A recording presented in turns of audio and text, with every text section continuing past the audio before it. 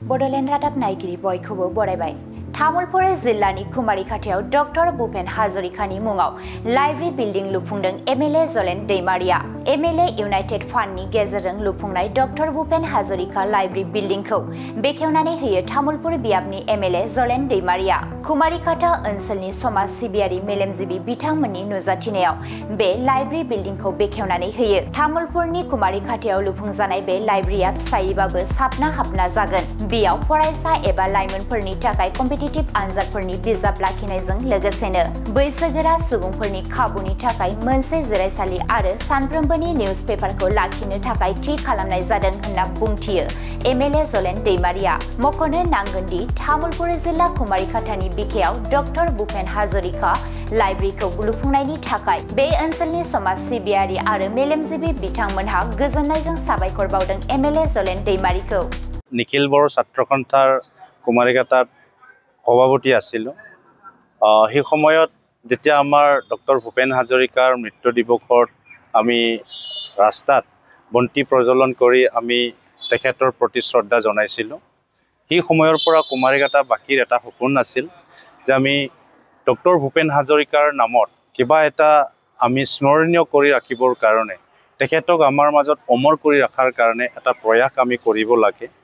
সেই সময়ৰ চিন্তা আজি বিধায়ক হৈ আমি সেইটো কাম আৰম্ভ কৰিব পাৰিছোঁ ৰাইজৰ সহযোগত। আৰু সেই হিচাপে তেতিয়া চিন্তা কৰি থকা কথাবিলাক যেতিয়া বিধায়ক হ'লোঁ ৰাইজৰ আশীৰ্বাদত, সেই চিন্তাটো আৰু নতুন এটা যাত্ৰা আৰম্ভ কৰাৰ কাৰণে আমি ইয়াত ডক্টৰ ভূপেন হাজৰিকাৰ নামত এখন পুথিভঁৰাল নিৰ্মাণ কৰাৰ চিন্তা কৰিছিলোঁ।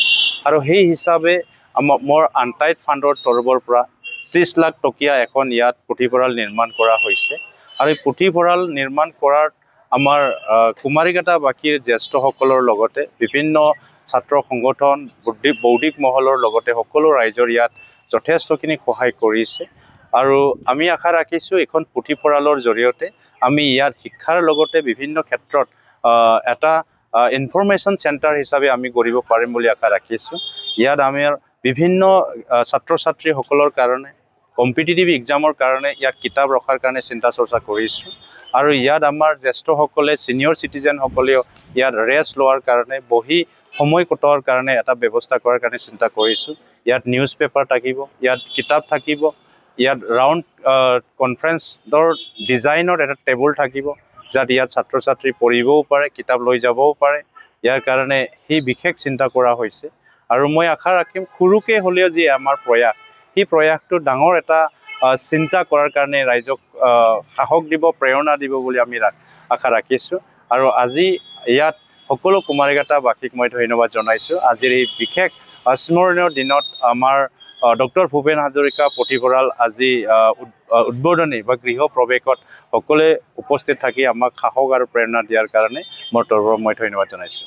আজি আমি এটা ডাঙৰ সপোন বাস্তৱত পৰিণত কৰিব পাৰিছোঁ। আৰু এইটোৰ কাৰণে আমি ধন্যবাদ দিব লাগিব আমাৰ বিধায়ক মহোদয়ক।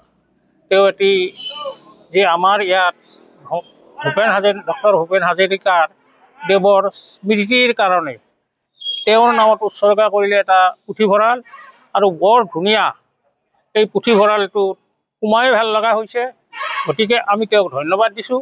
আৰু ৰাইজেও ইয়াৰ পৰা সকলো ধৰণে উপকৃত হ'ব বুলি আমি আশা কৰিছোঁ। সৰু সৰু ল'ৰা ছোৱালীও আহি ইয়াত হয়তো তেওঁলোকৰ লাগতিয়াল কিছুমান কিতাপ পঢ়া শুনা কৰিব পাৰিব। বেলেগ আজিকালিতো আৰু খেলা ধূলা নাইয়ে, সেইবিলাক উঠিয়ে গ'ল। গতিকে ল'ৰাবিলাকে কি মোবাইলতে ব্যস্ত থাকে। গতিকে ইয়াত যদি আহি ইয়াত পঢ়া শুনা কৰে তেওঁলোকৰো নিশ্চয় শৈক্ষিক দিশটো উন্নত হ'ব। সেইকাৰণে মই আজি সকলোকে ধন্যবাদ জনাই এইটোৰ শুভাৰম্ভ কৰাৰ কাৰণে আমাৰ বিধায়ক মহোদয় উদ্বোধন কৰিলে, তেওঁকো ধন্যবাদ দি মই মোৰ বক্তব্যৰ সামৰণি মাৰিছোঁ।